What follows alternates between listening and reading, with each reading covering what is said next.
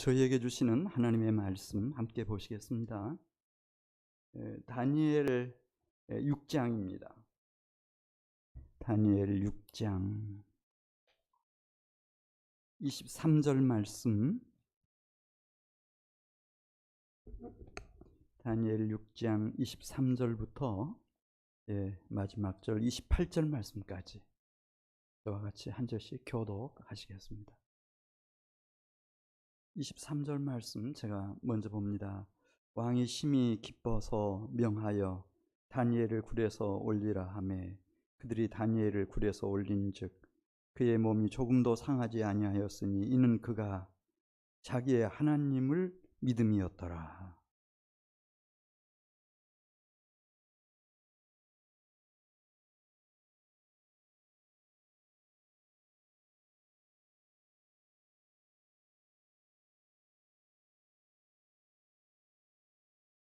이에 다리오 왕이 온 땅에 있는 모든 백성과 나라들과 언어가 다른 모든 사람들에게 조서를 내려 이르되 원하건대 너희에게 큰 평강이 있을지어다.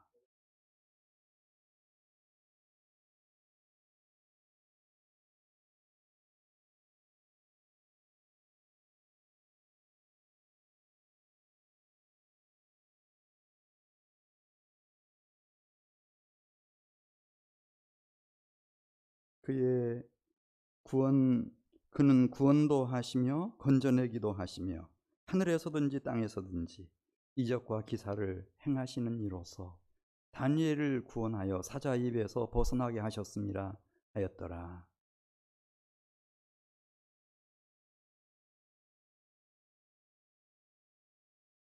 아멘.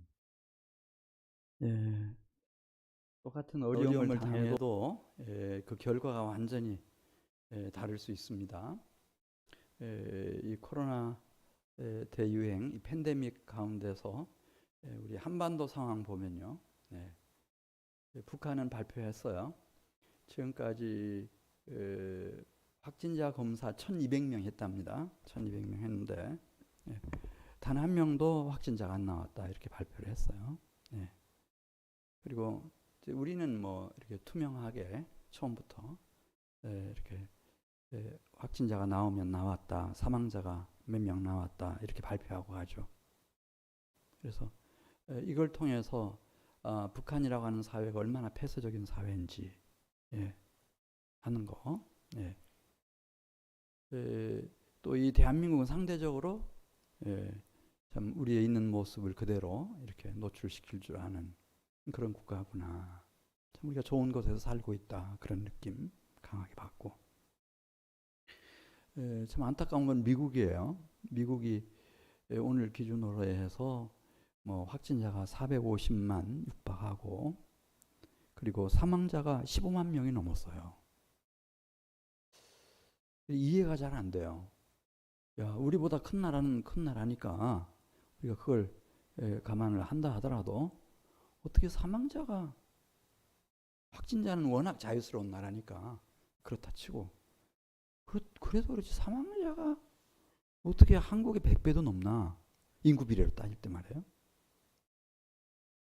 똑같은 미국에 살고 있고 지금 이런 어려움을 당했어도 미국에서 보면 이 전염병 때문에 트럼프 지지율은 막 급락하고 있고, 파우치라고 하는 전염병 연구소 소장은 처음부터 그랬거든요. 사회적 거리 유지해라. 그리고 도저히 할 수 없을 때는 마스크 꼭 껴라. 줄기차게 그 얘기를 하는 거예요. 그러니까 이 파우치 소장의 막 지지도는 막 올라가고, 그래서 지금 미국에서 가장 영향력 있는 사람은 파우치 소장이라고 그렇게 생각됩니다. 오늘 본문 말씀 보면 어려움을 당했어요. 다니엘이 사자굴에 던져지죠. 근데 다니엘은 살아나왔어요. 그리고 이 다니엘을 참소했던, 그러니까 정적이겠죠. 물론 모든 신하들이 같이 의기투합해서 이 다니엘을 제거하려고 하는 그 음모에 같이 가담했지만은, 그러나 그 주동자였겠죠. 그 주동자와 그 아내와 처자들을 다 끌어다가 이 사자굴에 던지자마자 어떻게 됐어요? 우리 한번 24절 말씀 보겠습니다. 왕이 말하여 다니엘을 참소한 사람을 끌어오게 하고 그들의 처자와 함께 사자굴에 던져 넣게 하였더니 그들이 굴 바닥에 닿기도 전에 사자들이 곧 그들을 움켜서 그 뼈까지도 부서뜨렸더라. 똑같은 어려움을 당했어요. 사자굴에 던져지는 거죠. 근데 다니엘은 살아나왔어요. 근데 다니엘을 제거하기 위해서 참소했던 주동자의 가족은 그 몸이 이 사자굴 밑바닥에 떨어지기도 전에 찢어 발기고 뼈까지 다 으스러뜨려서 다 해져버렸다. 물론 이런 건 가끔씩 나와요. 뭐 헤이 토픽 같은 데 보면은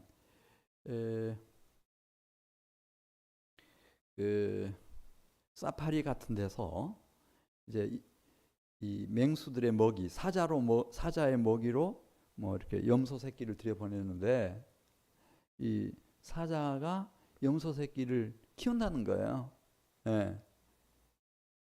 자기 새끼를 키우듯이.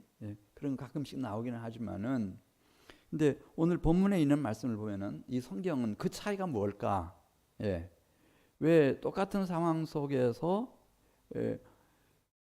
어떤 사람은 사자의 밥이 되고 어떤 사람은 살아나왔을까? 다니엘이 살아나왔는데 왜 다니엘이 구체적으로 살아나올 수 있었을까? 그것을 이제 23절에서 설명하고 있습니다. 이는 그 23절 마지막에 보시면 이는 그 이유는 그가 다니엘이 누구를 믿음이었더라 그랬죠? 자기의 하나님을 믿음이었더라. 그렇게 말씀하고 있어요. 다니엘은 원수들이 갖지 못한 것을 가지고 있었는데 그게 무언가 이 믿음, 자기 하나님에 대한 믿음 그랬습니다. 그러면은 이 다니엘의 그 믿음이라고 하는 것은 도대체 어떤 믿음이길래 사자굴 속에서도 살아나올 수 있었나? 하는 것을 오늘 이제 그 20절에 보면 알 수 있습니다. 20절에 있는 말씀을 보면은 다니엘의 믿음을 가장 가까이에서 주의 깊게 관찰했던 사람이 다리오 왕인데 다리오 왕이 이 다니엘의 믿음, 그 믿음의 성격을 이렇게 규정했습니다. 그 20절 말씀 보면 살아계시는 하나님의 종 다니엘아. 이 다니엘은 물론 그 다리오 왕 자신의 신하이기는 하지만은 그냥 정직하게 솔직하게 이야기한다면은 이것은 하나님의 종 다니엘이다. 하나님의 종이었다는 거예요. 워낙 신앙이 독실하니까. 근데 그가 믿은 하나님은 살아계신 하나님이었다는 거예요. 살아계신 하나님. 다니엘의 하나님은 어떤 하나님인가? 그냥 성경책 속에 자기 민족의 역사 속에 등장하는 그런 인물 아니고 자기가 뭐 배워서 공부해가지고 자기 머릿속에 인지하고 있는 그런 신이 아니고 지금 살아계신 하나님, 살아계신 하나님이었다는 거예요. 누가 봐도 다니엘의 친구들이 다니엘을 볼 때도 그렇고 심지어 메데 페르시아 제국의 왕인 정말 다니엘을 아끼는 소중하게 여기는 다리오가 봐도 이 사람은 여호와 하나님을 믿는데 그가 믿는 하나님은 그냥 관념적인 신이 아니고 이렇게 죽어있는 신이 아니고 지금 살아있는 하나님, 살아계신 하나님. 다니엘의 하나님은 살아계신 하나님입니다. 살아계신 하나님. 자, 오늘 왜 다니엘은 그런 큰 시련, 대환란, 죽음에서 살아나올 수 있었나? 이것은 이 다니엘 일평생에 가장 의미 있는 사건이거든요. 자신을 위해서도. 제가 새벽에 말씀드렸지만 다니엘이 이걸 통해서 깨달아요. 이런 하나님이시라면, 이렇게 전지전능하신 살아계신 하나님이시라면은 내 조국 이스라엘, 유다, 예루살렘 성전까지 다 초토화돼 버리고 벌써 다 사라진 지 70년이 다 되어가지만 이런 살아계신 하나님이라면은 다시 성전도 다시 세우시고 성벽도 재건하시고 이스라엘 나라도 다시 일으키실 수 있는 분이시겠다. 그 생각. 그래가지고 이 깨우침이요 얼마나 큰 영향력을 미쳤는지 몰라요. 이런 하나님이라면은 이미 죽어서 시신이 다 티끌로 뼈조각 하나 남아있지 않고 다 티끌로 돌아갔을지라도 거기서부터 깨워내서 부활을 통하여 영생을 주시겠구나. 거기까지. 이 굉장한 사건이에요. 이 사자굴에서 살아나왔다고 하는 사건이 무덤 속에서 음부에서 나온 사건하고 똑같은 거예요. 자, 어떻게 이 다니엘은 살아나올 수 있었을까를 얘기하면서 이제 23절 마지막에 이는 다니엘이 자기의 하나님을 살아계신 하나님을 믿음이었더라. 믿었다는 거예요. 믿었다. 믿음. 여러분 우리는 이제 그 믿음의 대상이 보이지 않는 영이신 하나님, 그리고 또 우리가 어떻게 잘 이렇게 보여줄 수 없는 진리, 하나님의 진리인 말씀, 을 우리가 신앙의 대상으로 하고 있기 때문에 이 믿음이라고 하는 것의 의미, 그 중요성은 대단하죠. 히브리서 11장 1절에 있는 말씀을 보면은 이 믿음이라고 하는 것은 바라는 것들의 실상이다. 보이지 않는 것들의 증거다. 그렇게 말했어요. 실상은 실체를 보여주는 모습, 그게 실상이거든요. 실체가 있어요. 예를 들어서 하나님이라고 하는 실체가 있어요. 하나님의 진리라고 하는 실체가 있어요. 그러면 그 실체에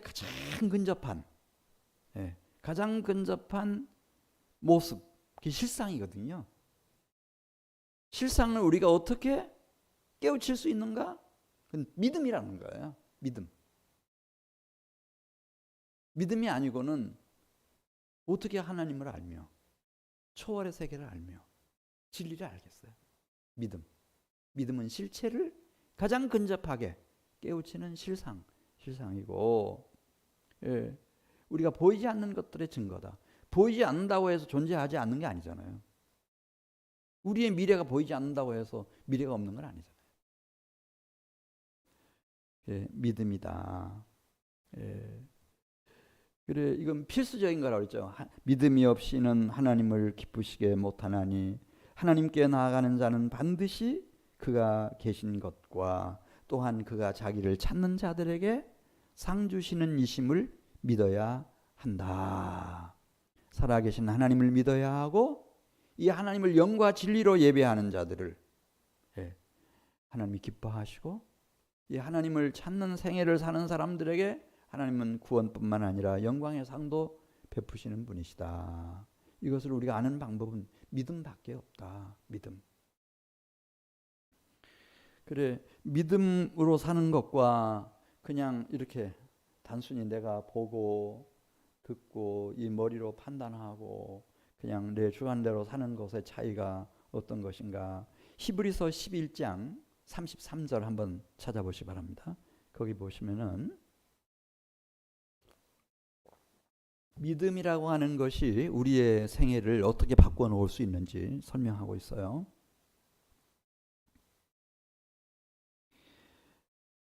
믿음의 이제 우리 선배들 얘기하면서 그들은 믿음으로 나라들을 이기기도 했다. 그렇게 말해요. 모세가 군대가 있었어요? 휘하에? 없었어요. 바로와 그 애굽의 모든 군사들을 멸했습니다. 애굽 나라를 이겼어요. 무엇로 이겼나? 믿음이었다는 겁니다. 믿음. 여호수아가 요단강을 건너가 가지고 가나안 정복 전쟁을 수행해요. 물론 우여곡절이 있기는 했지만은 백전백승했어요. 어떻게 나라들을 이길 수가 있었는가? 거기 다 그 가나안의 7 족속들이 다 살고 있었는데, 7 부족들이 다 살고 있었는데, 무엇을 가지고 여호수아가 그 가나안 땅에 이미 오래오래 살아오던 대적들을 물리치고 승리할 수 있었나? 믿음으로 그 나라들을 이겼다 이거예요. 믿음으로. 믿음의 차이가 그 한 생애를 어떻게 바꾸어 놓는지 그 다음에 말씀하죠. 예. 이 불의한 세상에서 오염되지 않고 의를 행한 사람이 있다는 거예요. 어떻게 요셉이 형들로부터 상처 많이 받았죠. 보디발의 아내로부터 유혹도 받았죠. 그런 어려움 속에서도 의를 행할 수 있었나? 믿음으로 의를 행했다는 거예요. 사무엘이 엘리 제사장의 자식 제사장들이 너무 타락했어요. 방종했어요. 별의별 짓을 다 하는 거예요. 강탈도 하고 온갖 성폭행도 하고 온갖 나쁜 짓 다 했잖아요. 그런데 어떻게 거기 오염되지 않고 휩쓸리지 않고 이렇게 참 하나님의 경건하고 거룩한 종으로서 의를 행할 수 있었나? 믿음이었다는 거죠. 믿음.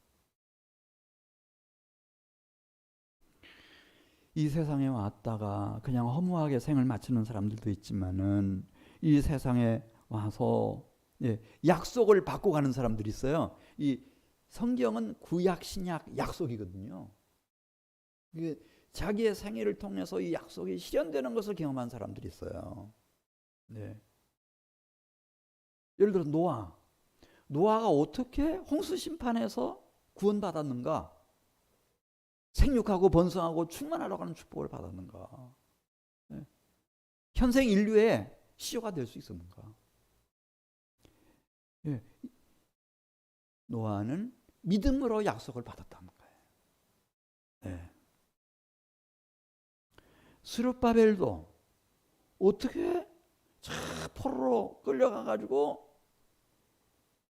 고토 예루살렘으로 돌아와가지고 무너져버린 성전을 재건할 수 있었을까? 네. 그 용기며 그 능력이며 모든 재원이며 그런 힘이 어떻게 왔나? 믿음으로 왔다는 거예요. 믿음으로 약속을 받았다는 겁니다. 느헤미야는 포로였는데 그 포로 신분으로 어떻게 무너내린 예루살렘 성벽을 다시 재건할 수 있었을까? 믿음으로 약속들을 받기도 했다. 여기 오늘 본문 말씀이 나오잖아요. 하나님을 오직 경외하다가 기도의 파수꾼으로 살다가 사자굴에 던져졌는데 어떻게 사자들이 자기를 찢어 발기지 못하도록 사자들의 입을 막을 수 있었을까? 거기 쓰고 있잖아요. 믿음으로 사자들의 입을 막았다는 거예요. 믿음으로. 염소 새끼가 이게 너무 어려요. 철이 없어가지고 사자가 자기 엄마인 줄 알아. 근데 사자가 모르겠어요? 염소 새끼가 자기를 엄마처럼 의지하는 거예요. 의존하고. 그럼 잡아먹을 수 있어요? 아무리 짐승이면 모성애 같은 게 발동하잖아요. 키우는 거예요. 키워줘. 사자들이 아마 그걸 느꼈을 거예요.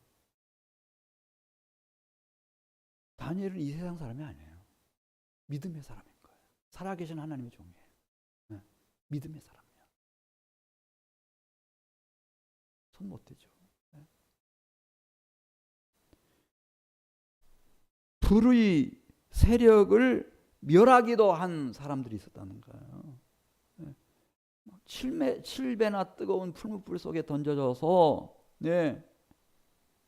자기들을 불 속에 던져 넣은 사람들은 막 풀뿌리 확 밖으로 공기가 있으니까 뻗쳐 나오면서 자기를 붙잡은 군인들, 용사들을 살라버렸지만 믿음의 사람 사드락, 메삭, 아벳느고,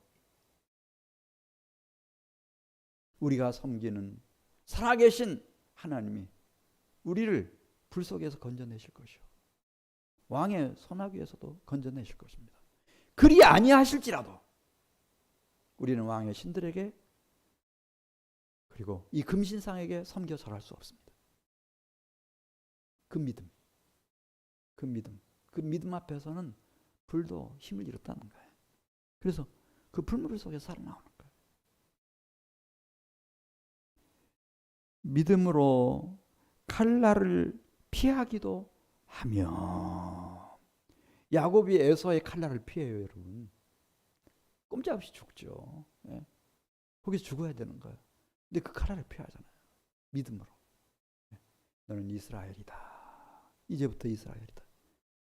너는 믿음으로 살아라. 하나님을 믿는 믿음으로 살아라. 내 그 교활함으로 살지 말고 믿음으로 살아라. 하나님의 사람 이스라엘로 살아라. 그래서 그대로 하잖아요. 자기가 가지고 있는 소유 딱 절반 잘라가지고 형한테 예물로 보내고. 절대 쌍둥이 동생이지만은 이 열등감 때문에요. 형한테 지는 법이 단 한 번도 없었어요. 형 저기 나타나니까 7번 엎드려서 절을 해요. 형을 무시합니까, 여러분? 아니죠. 형님의 얼굴 속에서 저는 하나님의 모습을 봅니다. 그래서 칼을 피하게 해주셔요. 기드온도 벌목공이었죠. 그런데 기드온의 300명사 보십시오. 그 미디안 군대가 그렇게 많이 쳐들어왔을 때 하나님이 승리하게 만드시잖아요. 어떻게 그렇게 승리할 수 있었는가? 믿음이었다는 겁니다. 믿음. 기드온이 정말 믿음으로 주님을 순종했어요. 자기 휘하에는 군사들 다 돌아가게 하고, 한 10,000명쯤 남았는데 또 돌려보내고, 너무 많다고 하니까 주님께서 300명 데리고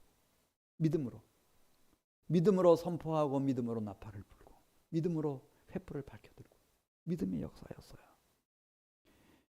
연약한 가운데서 강하게 되기도 하며, 여러분 삼손이 진짜 약해질 때가 있었어요.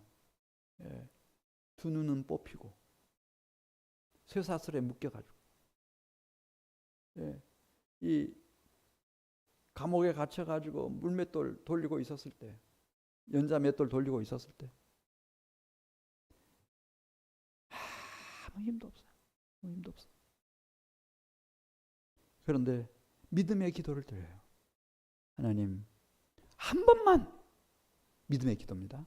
한 번만 저를 강하게 하사 내 두 눈을 뽑아버린 이 악한 대적 원수들의 죄값을 갚게 좀 해주십시오. 원수를 갚게 좀 해주십시오. 다른 말로 하면 하나님의 부름받은 사사의 사명을 마지막 완수할 수 있게 해주십시오. 그거였어요. 사사로서. 그 믿음이, 거기 사사기 그렇게 쓰잖아요. 이 사사가 돼서 이 삼손이 생전에 물리친 숫자보다 죽을 때 블레셋의 고관 대적들을 물리친 수가 훨씬 많았다. 바울도 그 얘기 하잖아요. 그리스도의 능력은 내가 약한 데서 온전해졌다. 연약한 가운데서 강하게 된 삼손이며 바울은 다 그 믿음으로 된 것이었어요. 믿음. 전쟁에서 용감하게 되어 이방 사람들의 진을 물리치기도 했다. 다니엘이 골리앗을 어떻게 물리칩니까? 믿음으로 물리치는 거예요, 여러분. 물맷돌로 물리쳤다고 생각하면 안 돼요.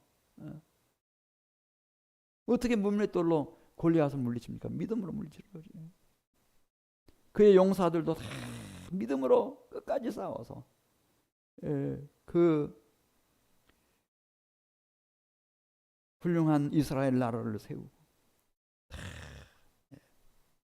갈렙도 아낙 자손이 살고 있는 헤브론이며 드비를 점령할 때도 다 믿음으로 점령했다는 거예요.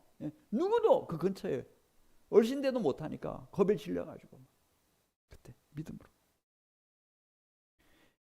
여인들도 자기들의 죽은 자들을 부활로 받기도 했는데 무엇으로? 사렙다 과부는 죽은 자식을 엘리야 때 다시 부활로 받을 수 있었을까? 수넴 여인은 엘리사 선지자 때 어떻게 죽은 자식을 다시 부활로 돌려받을 수 있었을까?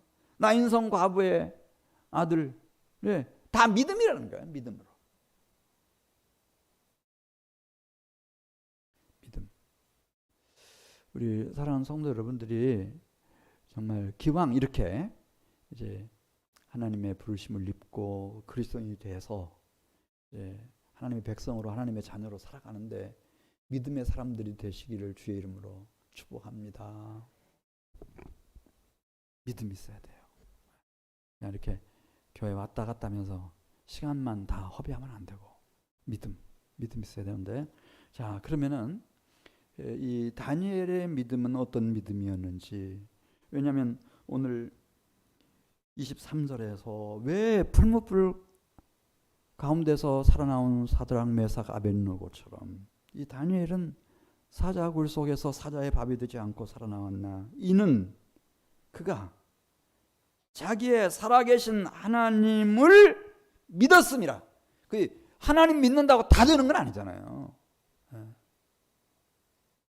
그러면 다니엘의 믿음은 어떤 믿음이었을까? 이거 이제 살펴보도록 하겠습니다. 첫 번째는 다니엘 1장 17절 한번 좀 펴주시 바랍니다. 여기 보시면 이 다니엘의 믿음은 지성적인 믿음이었습니다. 그러니까 덮어놓고 믿는 그런 게 아니고 맹신이라죠. 그걸 우상숭배처럼 덮어놓고 믿는 거예요. 이게 무슨 돌멩인지 나무 조각인지 그런 것도 생각 없어요. 그냥 덮어놓고 그런 거 말고 맹신 우상숭배 말고 지성적인 믿음. 우리 17절 말씀 보시면 하나님이 다니엘과 세 친구들에게 학문을 주셨다 그랬어요. 학문이 이제 이 바벨론 언어, 문학, 학문, 이걸 우리가 지식이라고 말해요. 지식. 그리고 총명을 주셨어요. 모든 서적을 읽으면은 깨달아져요. 신기하죠. 이 저자가 이런 의도로 이런 얘기를 썼구나. 이렇게 깨달아져. 총명. 그리고 분별력. 이런 지식과 이런 총명함을 가지고 A와 B와 C가 있을 때 하나님의 선하시고 기뻐하시고 온전하신 뜻이 무엇인지 분별할 줄 아는 그런 분별력, 이걸 지혜라고 말해요. 지혜를 주셨어요. 특별히 이제 다니엘에게는 모든 환상과 꿈을 깨달아 알게 해주셨다는 거예요. 이런 것들을 가지고 하나님을 섬기던 거예요. 그러니까 지식과 총명과 지혜, 이걸 우리가 지성이라 그러잖아요. 지성을 가지고 하나님을 섬기는 믿음. 지성을 다해서 하나님을 섬기는 믿음. 그리고 특별히 다니엘은 모든 환상과 꿈을 깨달아 아는 영적인 감각, 영적인 감성을 갖고 있었어요. 우리가 영감이라고 그렇게 말하는데, 영적인 이런 감각을 가지고, 영감을 가지고 자기의 지성을 다하고 영적인 감성을 다해서 하나님을 섬겼다는 거예요.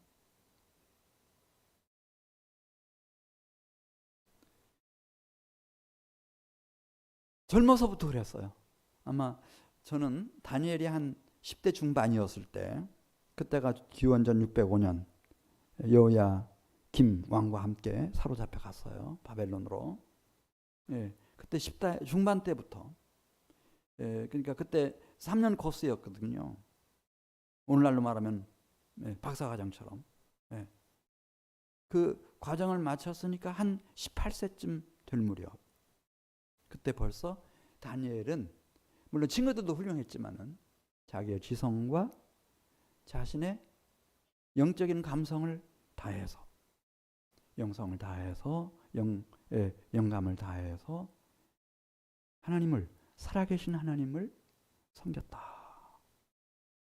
먹든지 마시든지 무엇을 하든지 다 하나님의 영광을 위해서 하라고 하는 말씀도 있지만은 그렇게 하나님을 섬긴 거예요.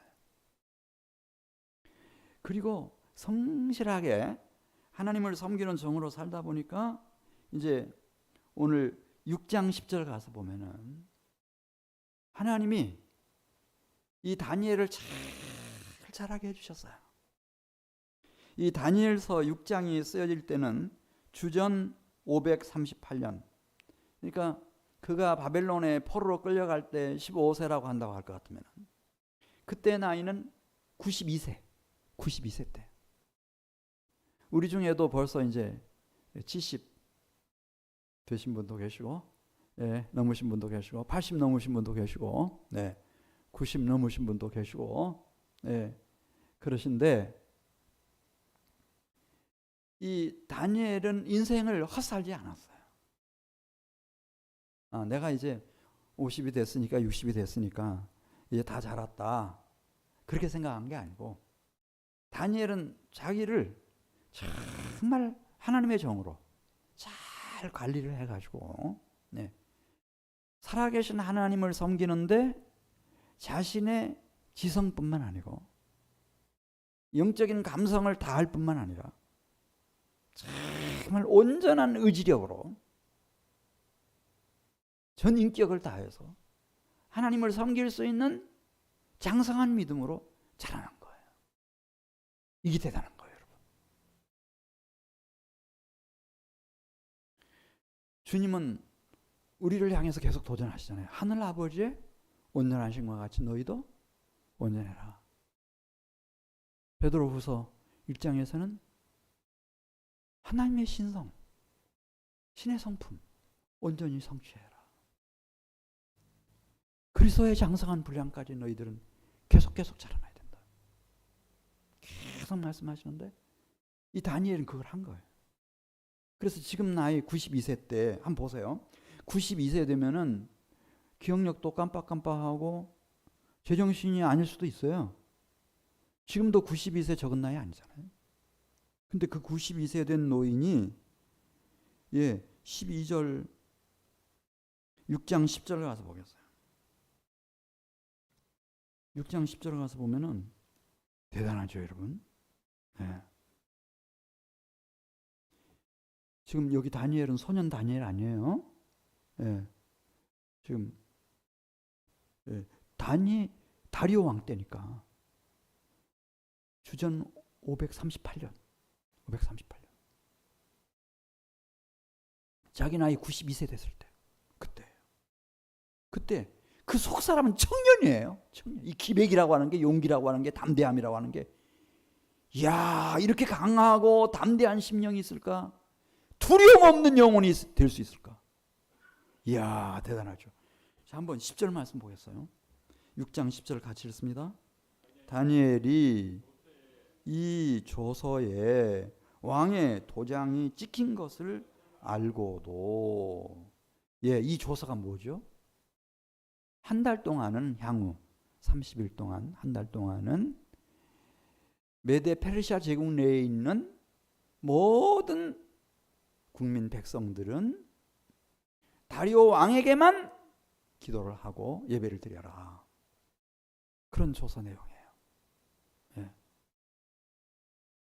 만일 이 금령을 위반할 시에는 사자굴에 던져넣겠다. 사자의 밥이 되게 만들어주겠다. 이 조서의 내용 다니엘이 알았다고 그랬어요? 몰랐다고 그랬어요? 다 알았어요. 조서의 내용 다 알았어요. 다니엘은 총명한 사람이에요. 왜 이런 조서가 내려졌는지 다 알아요. 누구 잡으려고 이렇게 하는 거예요? 다니엘 잡으려고 하는 거예요. 다 알아요.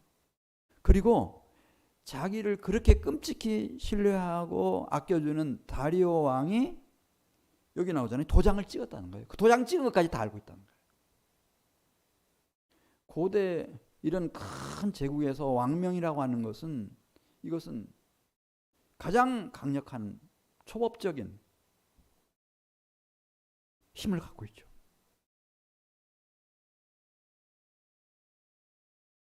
그러니까 만일에 계속해서 이제 30일 동안만 기도를 쉴 수도 있어요. 기도를 하되 마음속으로만 기도할 수 있어요. 표시 안 나게. 그러나 이 다니엘을 보십시오. 다니엘은 살아계신 하나님의 종으로서 다 알아요. 네. 다리오도 알고 동료 신하들도 다 압니다. 자기 기도 장소가 있잖아요. 물론 성전은 없어졌어요. 나라도 다 망하고. 그렇지만 자기 기도처가 있어요. 기도처에 올라가서 동일하게 기도하는 거예요. 똑같은 방식으로. 예루살렘으로 나 있는 창문을 열어놓고, 네, 하나님 가까이 가고 싶은 심정으로 자기의 다락방에 올라가서 예루살렘 쪽으로 나 있는 창문을 열어놓고 큰 소망을 품고 예루살렘과 성전과 하나님의 백성 이스라엘이 다시 일어날 소망을 품고 하루에 몇 번씩 무릎을 꿇고 기도했나? 3번씩. 자, 우리 한번 10절 같이 읽어요. 10절.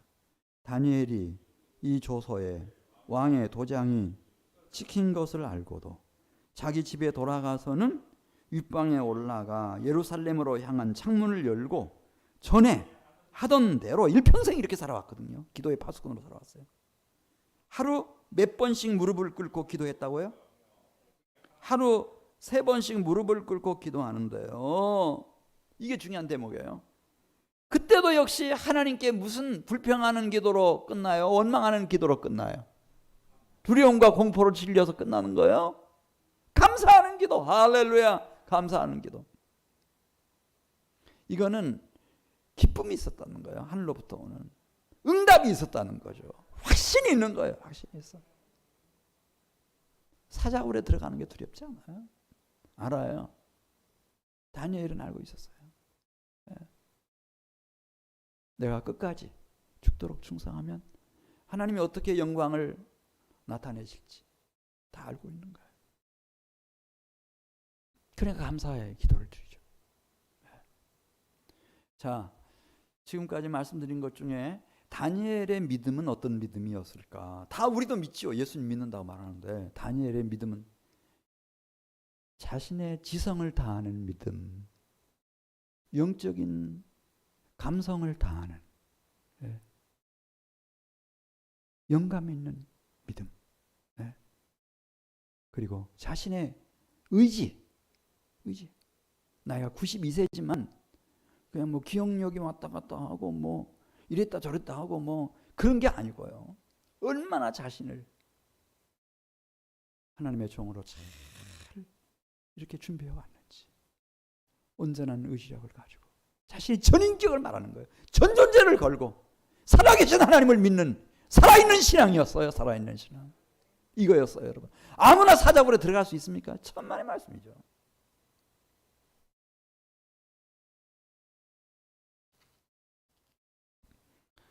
그래서 뭐 내가 예수님 믿겠습니다. 침례 받겠습니다. 이제 물론 그렇게는 시작이 됩니다만은 그러나 우리의 신앙도 살아계신 하나님을 믿는 신앙이 되기를 주의 이름으로 축복합니다.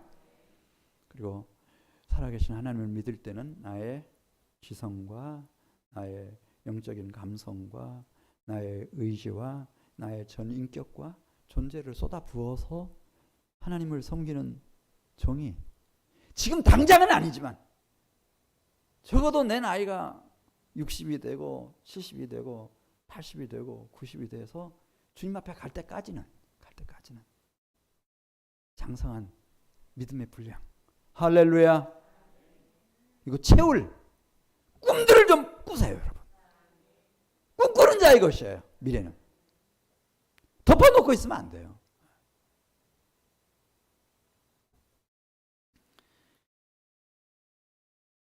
그래, 다리오가 달려가 가지고 그 새벽에 살아계신 하나님의 종 다니엘아, 내가 늘 섬기는 하나님이 사자에게서부터 너를 구원하시기에 능하셨느냐, 능히 구원해 주셨느냐. 그러니까 왕이시여 만수무강하옵소서. 내가 섬기는 하나님이 천사를 보내서 사자들의 입을 막아주셨습니다. 나오라, 나오라. 25절 가서 보겠어요. 오늘 다니엘 6장 25절입니다. 이때 이 다니엘 때문에 이 노심초사하고 배신감 느끼고 막 무시당하고 협박당하고 위협당하고 이랬던 다리오 왕. 다리오 왕이 너무 기뻤어요. 그렇지. 내가 원래 다니엘을 정확히 봤지. 다니엘은 살아계신 하나님의 신실한 종이야. 네, 그렇지. 내 판단이 옳았지. 내 휘하에 모든 신하들이 중상모략하고 다니엘을 죽이려고 했지만 최고의 재판장이신 하나님이 다니엘이 얼마나 의로운 영혼인지, 그리고 왕인 나와 이 나라를 어떻게 섬기고 있는지를 다 아시고 다니엘을 구원해 주셨구나, 이렇게 생각하면서 얼마나 기뻐하는지. 자, 25절 말씀 보겠습니다. 25절. 이에 다리오 왕이 온 땅에 있는 모든 백성과 나라들과 언어가 다른 모든 사람들에게 조서를 내려 이르되 원하건대 너희에게 큰 평강이 있을지어다. 할렐루야. 큰 평강이 있을지어다. 이 평화를 위해서 일하는 사람들은요, 이 하나님께서 평화를 선물로 받은 사람들만 이렇게 평화를 위해서 일할 수 있죠. 너희에게 큰 평강이 있을지어다. 그렇게 축복을 하면서 26절에 있는 말씀을 보면요, 향후 다리오가 메데와 페르시아 제국을 어떤 정치 철학과 이념을 가지고 통치해 갈 것인지를 지금 쓰고 있어요. 이건 대단히 중요한 거예요. 네. 왜냐하면 이 메데 페르시아 제국의 창건자와 마찬가지인 이 다리오가 26절 말씀 보겠습니다. 26절 말씀 아주 중요한 얘기를 씁니다. 내가 이제 조서를 내리노라. 내 나라 관할 하에 있는 사람들은, 여기 내 나라는 어딜까요? 메데니까 티그리스강 저 북쪽, 흑해, 카스피해 이 남쪽으로 해서 소아시아까지, 그 다음에 인도 접경 지역까지 해가지고 중동 지역이며 저 아프리카 지역까지. 대단하죠. 대단합니다. 그러니까 그렇게 쓰잖아요. 내 나라 관할라에 있는 사람들은 다 다니엘의 하나님 앞에서 떨며 두려워할지니라. 다니엘의 하나님을 섬겨라, 그런 뜻이에요. 다니엘, 내가 통치하는 나라 백성들은 다 살아계신 다니엘의 하나님을 섬겨라.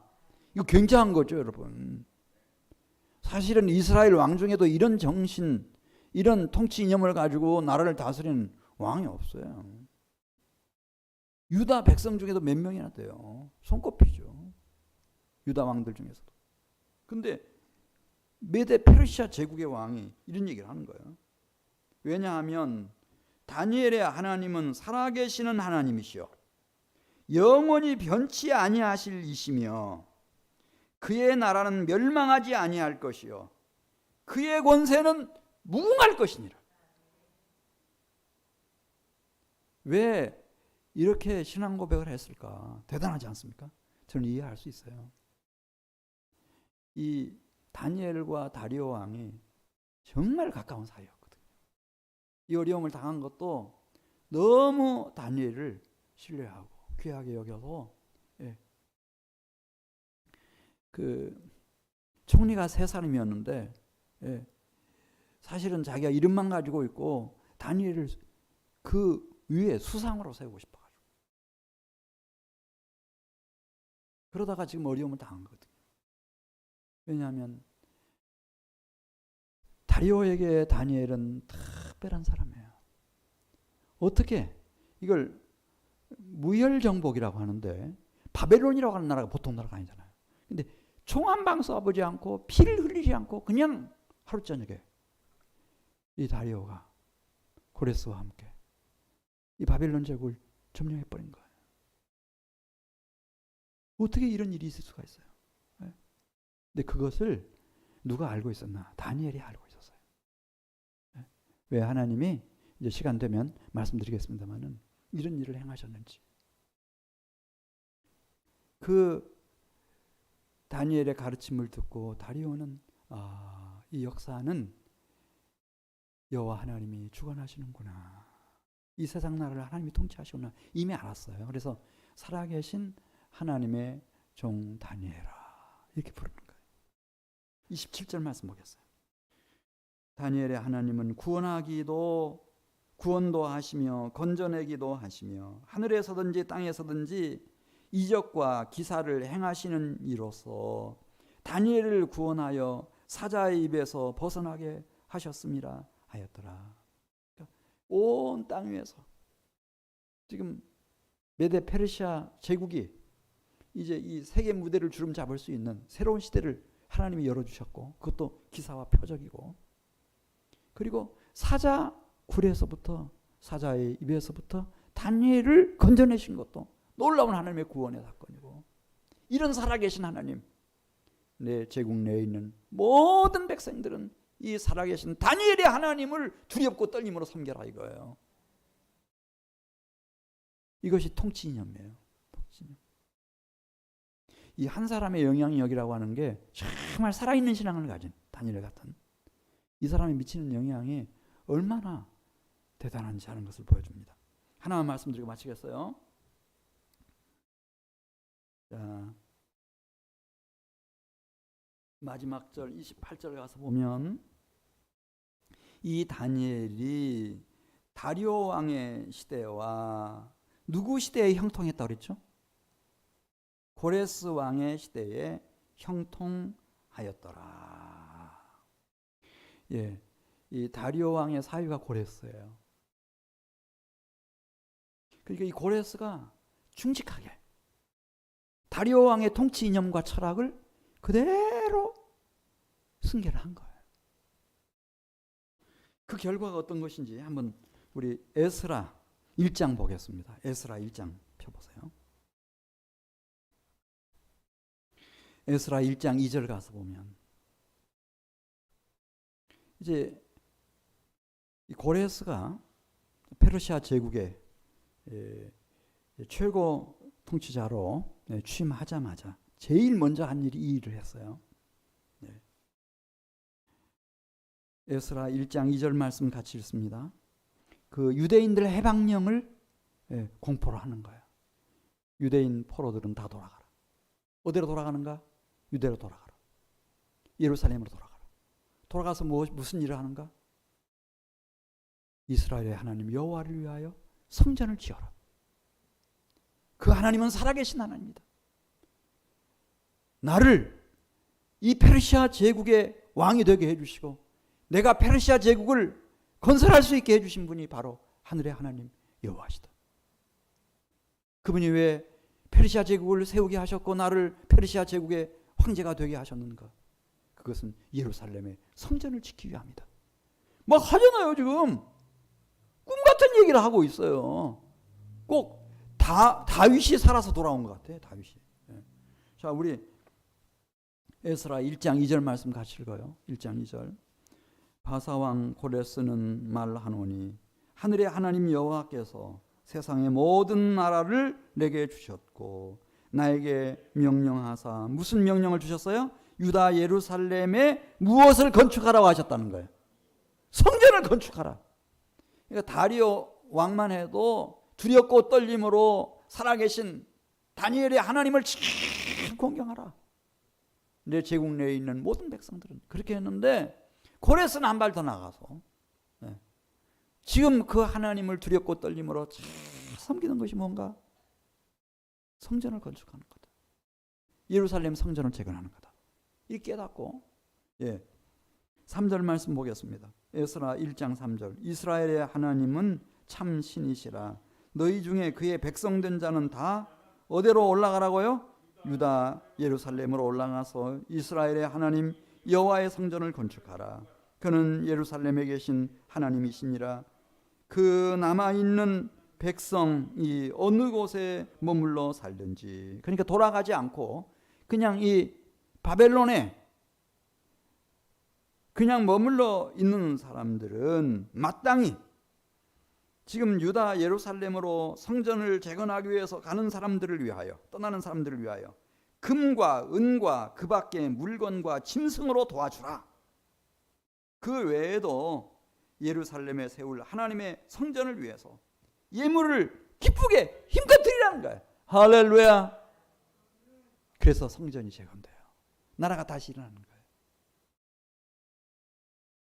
다니엘한 사람. 여기 계신 우리 사랑하는 교우 여러분들이 이 시대에 다니엘이 되셔야 돼요, 여러분.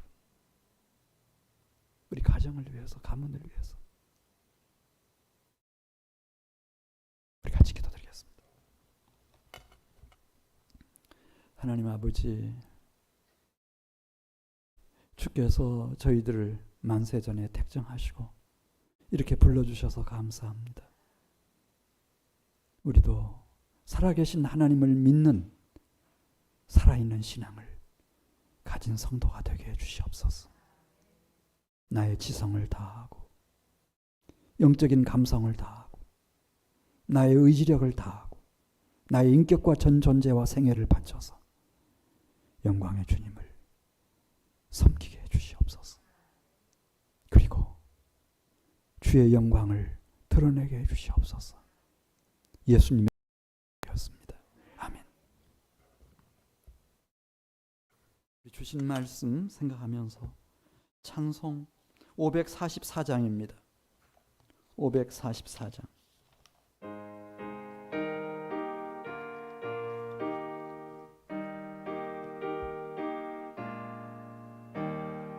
울어도 못하네 눈물 많이 흘려도 겁을 없게 못하고 죄를 씻지 못하니 울어도 못하네.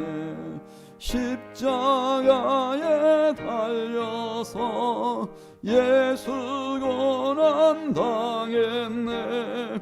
나를 구원하실 이 예수밖에 없네. 힘써도 못하네. 말과 뜻과 행실이 깨끗하고 착해도 다시 나게 못하니 힘써도 못하네. 십자가에 달려서 예수 고난 당했네. 나를 구원하실 이 예수밖에 없네. 참아도 못하네. 할 수 없는 죄인이 흉한 죄에 빠져서 어찌하니 죽을까. 참아도 못하네. 십자가에 달려서 예수 고난 당했네. 나를 구원하실 이 예수밖에 없네. 믿으면 되겠네. 주 예수만 믿어서 은혜를 힘입고 오직 주께 나가면 영원 삶을 얻네. 십자가에 달려서 예수 고난 당했네. 나를 구원하실 이 예수밖에 없네. 뒤에 불을 꺼주시고요. 오늘 주신 말씀 붙잡고 우리 기도하는 시간을 갖겠습니다. 하나님 아버지, 이 밤에 주님 앞에 이렇게 나와왔습니다. 나의 신앙이 살아계신 하나님을 믿는 진정한 신앙으로 새로워지는 밤이 되게 해주시옵소서. 하나님을 믿는 나의 신앙이 나의 지성을 다하는 신앙생활이 되게 해주시옵시고, 나의 영적인 감성을 다하는 신앙생활이 되게 해주시옵시고, 나의 의지력을 다하여 나의 인격을 다하여 나의 전 존재를 다하여 하나님을 경외하고 하나님을 섬기는 신앙생활로 하나님 저를 새롭게 해주시옵소서. 다니엘의 생애를 통해서 주님 영광을 받으시고 주의 구원의 큰 뜻을 이루어 주신 하나님, 나의 남은 생애를 통해서도 하나님께서 영광을 받아 주시옵소서. 하나님, 이 저녁에 찾아나와 엎드린 저를 기억해 주시고 살아계신 하나님을 경유하는 신앙으로 나의 지성과 영적인 감성과 그리고 나의 의력과 전 존재와 인격을 다하여 영광의 주님을 오로지 섬기는 신앙생활로 나의 남은 인생을 인도해 주시옵소서. 하나님, 역사해 주시옵소서. 우리 한 목소리로 간절히 기도드리겠습니다. 같이 기도드립니다. 하나님 아버지, 감사합니다. 우리 사랑하는 성도들을 창세전부터 택정하시고 하나님, 이 밤에도 은혜의 보좌 앞으로 인도해 주시고 영과 진리로 예배할 수 있게 해주셔서 참 감사합니다. 하나님, 내가 섬기는 하나님은 진정 살아계신 하나님인지 하나님 다시 한번 점검할 수 있는 밤이 되게 해주시옵시고, 살아계신 하나님의 종 다니엘이라고 주님 다리오는 불렀습니다. 주님, 우리도 살아계신 하나님의 자녀가 되게 해주시옵시고 하나님의 백성이 되게 해주시옵시기를 원합니다. 이 시간 간절히 기도하고 간구하옵는 것은 우리가 예배하는 일에 하나님의 선하시고 기뻐하시고 온전하신 뜻을 하나님, 우리가 하나님 이행하는 일에 순종하는 일에 우리의 지성을 다할 수 있게 해주시옵시고 영적인 감성을 다하게 해주시옵시고 우리의 의지력을 다하게 해주시옵시고 우리의 인격과 전 존재와 생애를 드려 영광의 주님을 섬길 수 있는 하나님 살아있는 신앙생활로 새롭게 해주시옵소서. 하나님, 우리 사랑하는 교우들을 통하여 영광을 받아주시옵소서. 다니엘을 통하여 영광 받아주시는 것처럼 하나님 영광을 받아주시옵소서. 우리에게 주어진 시간이 허송세월이 되지 않게 해주시옵시고 하나님, 그리스도 예수의 장성한 분량까지 우리의 믿음과 신앙이 자라갈 수 있게 해주시옵시고 온전한 신의 성품을 이루어 하나님, 나도 나의 모든 것을 다하여 영광의 주님을 섬길 수 있도록 하나님 남은 생애를 인도해 주시옵시기를 원합니다. 하나님, 십자가의 보혈의 피로 우리의 지난날의 연약함, 실수함을, 죄악을 다 덮어주시옵시고 성령의 기름을 부어주시옵시고 이 시간 충만히 역사해 주셔서 하나님, 마음을 다하고 뜻을 다하고 성품을 다하고 힘을 다하고 목숨을 다하여 오직 한번 영광의 주님을 바라며 소망하며 하나님, 소명이 사명 이룰 수 있는 남은 생애 될 수 있도록 은혜 주옵소서. 하나님, 은혜를 주시옵소서. 은혜를 주시옵소서. 하나님, 역사해 주시옵소서. 역사해 주시옵소서. 주의 영광을 보게 해 주시옵소서. 주의 영광을 보게 해 주시옵소서. 하나님의 뜻을 이루게 해 주시옵소서. 하늘 뜻을 이루게 해 주시옵소서. 하나님의 은혜로 형통한 생애가 되게 해 주시옵소서. 다리오 왕과 구레스 왕 때 형통했던 다니엘처럼 형통한 주의 백성들이 되게 해 주옵소서. 하나님 감사합니다. 이 거룩하고 영광스러운 사역을 위하여 우리를 지명해 주셔서 감사합니다. 내가 너를 창조했고 지었고 내가 너를 구속했고 지명하여 불렀나니 이를 위하여 지명하여 불렀나니 너는 내 것이라 말씀하시는 하나님 감사합니다. 하나님의 자녀답게 하나님의 백성된 종답게 남은 생에 살겠습니다. 하나님 감사합니다. 감사합니다.